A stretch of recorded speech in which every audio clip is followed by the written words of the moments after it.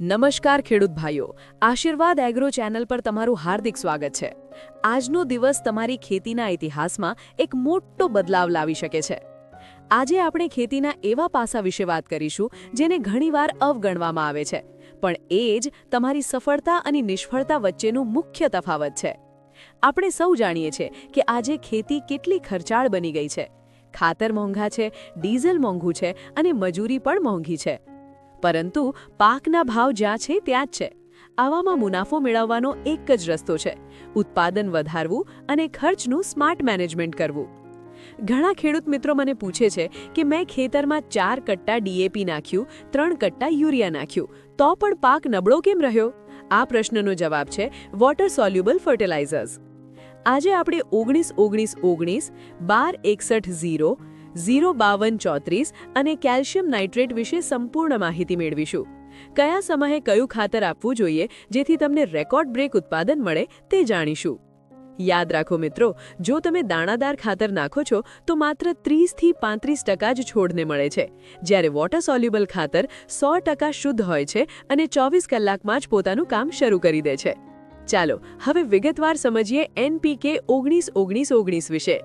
ખેડૂત મિત્રો, આ ખાતર છોડ માટે માતાના દૂધ સમાન છે।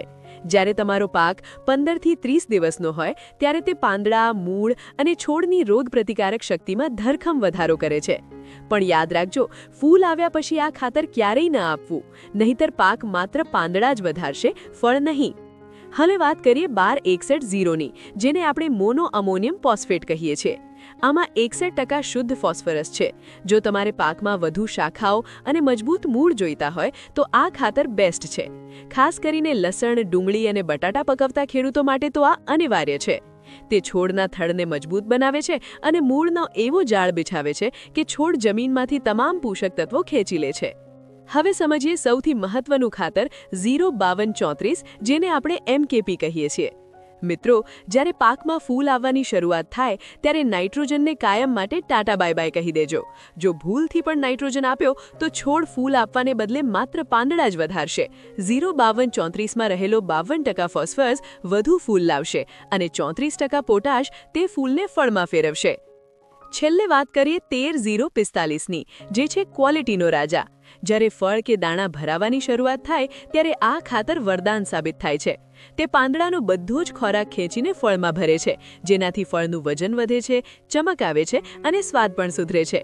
ઘઉંના ખેડૂતો ખાસ ધ્યાન રાખે, જ્યારે ઓંબીમાં દૂધ ભરાય ત્યારે આનો છંટકાવ કરવાથી તમારો એક દાણો વજનદાર થશે। હવે વાત કરીએ 5મા ખાતરની, જે છે 0-0-50 એટલે કે SOP। જ્યારે પાકને આખરી ઓપ આપવો હોય અને ફળમાં મીઠાશ તેમજ વજન વધારવું હોય ત્યારે આ ખાતર જાદુઈ અસર કરે છે। આમાં રહેલો સલ્ફર ખાસ કરીને તેલીબિયા પાકોમાં તેલનું પ્રમાણ વધારે છે અને ફળની સંગ્રહ શક્તિ વધારે છે। અંતે મિત્રો, સૌથી જરૂરી તત્વ કેલ્શિયમ નાઇટ્રેટ। યાદ રાખજો, આ કોઈ NPK ખાતર નથી, પણ છોડનું હાડપિંજર મજબૂત કરનાર શક્તિ છે। જો તમારા ટમેટા કે મરચાં ફાટી જતા હોય અથવા થડ નબળું હોય તો કેલ્શિયમ નાઇટ્રેટ રામબાણ ઇલાજ છે। પરંતુ એક ખાસ સૂચના, કેલ્શિયમ નાઇટ્રેટને ક્યારેય બીજા ખાતરો સાથે મિક્સ ન કરવું, નહીંતર તમારો ખર્ચો માથે પડશે અને પાકને કોઈ ફાયદો નહીં થાય। તો ખેડૂત મિત્રો, આશા છે કે તમને વોટર સોલ્યુબલ ખાતર વિશેની આ ઊંડી માહિતી પસંદ આવી રહેશે। વધુ આવી માહિતી માટે આશીર્વાદ એગ્રો ચેનલને સબસ્ક્રાઇબ કરવાનું ભૂલતા નહીં। ખેડૂત મિત્રો, હવે આપણે ઘઉં અને ચોખા જેવા અનાજવર્ગીય પાકો માટેનું ખાસ ખાતર શેડ્યુલ સમજીશું। પહેલો તબક્કો 25થી 30 દિવસનો, જ્યારે પાકમાં કલ્લા ફૂટવાની શરૂઆત થાય ત્યારે 1-1-1-1-9નો છંટકાવ કરો। તે છોડને જોરદાર ઉઠાવ આપશે અને ફૂટમાં વધારો કરશે। બીજો તબક્કો 45થી 50 દિવસ, આ સમયે 1-2-6-1-0 આપવું ખૂબ જરૂરી છે। તે તમારા પાકના થડને એટલું મજબૂત કરી દેશે કે પવનમાં પણ તમારો પાક નીચે નહીં નમે। હવે આવે છે સૌથી નાજુક અને મહત્વનો સમય 65થી 75 દિવસ, જ્યારે ડુંડી ગર્ભમાં હોય ત્યારે 0-5-2-4-3 અને તેની સાથે 20 ગ્રામ બોરોન મિક્સ કરીને છંટકાવ કરો। યાદ રાખજો, આ સમયે યુરિયા આપવાની ભૂલ ક્યારેય ના કરતા, નહીંતર ઉત્પાદન ઘટી જશે। અંતે જ્યારે દાણામાં દૂધ ભરાવાની શરૂઆત થાય ત્યારે 13055નો ઉપયોગ કરો. આનાથી તમારા દાણા વજનદાર, ચમકીલા અને ક્વોલિટીવાળા તૈયાર થશે. જો આ શેડ્યુલ તમે ફોલો કરશો તો ચોક્કસપણે તમારી પેદાવાર રેકોર્ડ તોડ થશે. હવે વાત કરીએ શાકભાજીના પાકોની, જેમાં સૌથી મોટી મુશ્કેલી એ છે કે ફૂલ અને ફળ બંને એક સાથે ચાલતા હોય છે. તેથી ટમેટાં, મરચાં અને ભીંડામાં જ્યારે તોડવાનું શરૂ થાય ત્યારે ઓલ્ટરનેટ પદ્ધતિ અપનાવો. એકવાર 13-0-45 આપો અને બીજી વાર 12-61-0. આનાથી નવા ફૂલ પણ આવશે અને તૈયાર થતા ફળની ગુણવત્તા પણ જળવાઈ રહેશે. સાથે જ દર 15 દિવસે કેલ્શિયમ નાઇટ્રેટ જમીન વાટે અચૂક આપો. જો તમે આ નહીં આપો તો ટમેટા નીચેથી સડવા લાગશે, જેને આપણે બ્લોસમ એન્ડ રોટ કહીએ છીએ. છેલ્લે છંટકાવનો ગોલ્ડન રૂલ યાદ રાખો. નાના છોડમાં પંપ દીઠ 30 ગ્રામ અને મોટા છોડમાં 100 ગ્રામ સુધી ખાતર વાપરી શકાય.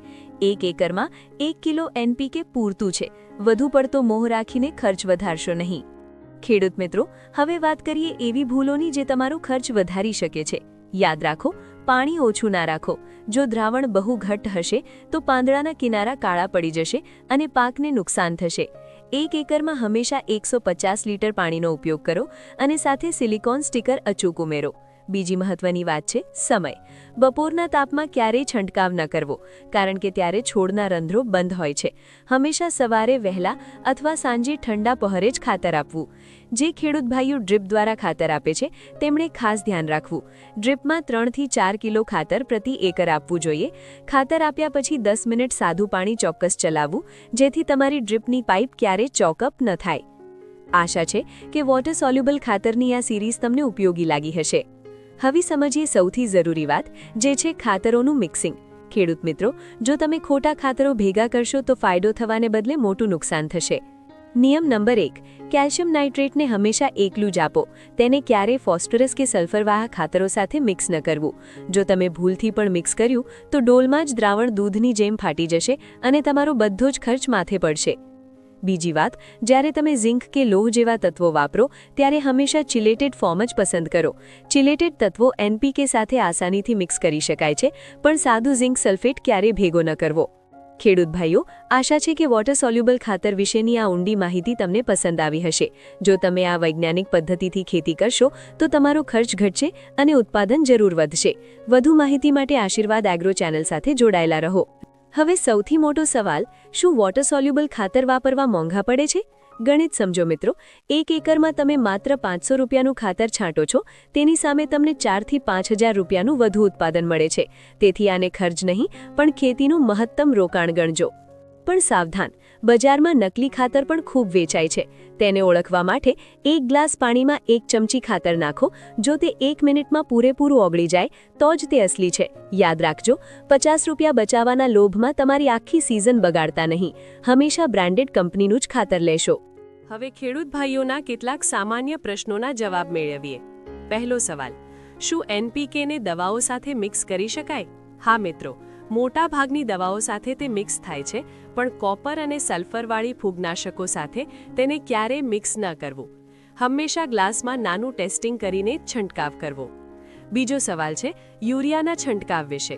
તમે 2 કિલો યુરિયાને 100 લીટર પાણીમાં ઓગાળીને છાંટી શકો છો. તે ઘણું સસ્તું પડશે. પરંતુ યાદ રાખજો કે યુરિયા માત્ર નાઇટ્રોજન આપશે, જ્યારે 19-19-19 તમારા પાકનો સર્વાંગી વિકાસ કરશે. તો ખેડૂત ભાઈઓ, આજે આપણે વોટર સોલ્યુબલ ખાતરનું આખું વિજ્ઞાન સમજ્યા. યાદ રાખજો, 19-19-19 ઉઠાવ માટે, 12-61-0 મોળ માટે, 0-52-34 ફૂલો માટે અને 13-0-45 વજન માટે. મારી તમને એક જ વિનંતી છે, આ પદ્ધતિનો પ્રયોગ તમારા ખેતરના માત્ર 1 વીઘામાં કરી જુઓ. તમે જે પરિણામ જોશો તે તમને આજીવન આ આધુનિક ખેતીના દીવાના બનાવી દેશે. કારણ કે ખેતીમાં જ્ઞાન જ સાચી શક્તિ છે. જો વિડીયો ગમ્યો હોય તો આશીર્વાદ એગ્રો ચેનલને સબસ્ક્રાઇબ કરો અને બેલ આઇકન દબાવો. આવતા વિડીયોમાં આપણે માઇક્રોન્યુટ્રિયન્ટ્સ વિશે વાત કરીશું. ફેસબુક અને ઇન્સ્ટાગ્રામ પર પણ અમને ફોલો કરવાનું ભૂલતા નહીં. હંમેશા નિષ્ણાતની સલાહ મુજબ જ ખેતી કરો. ખેડૂત જીતશે તો દેશ જીતશે. રામ રામ, જય કિસાન.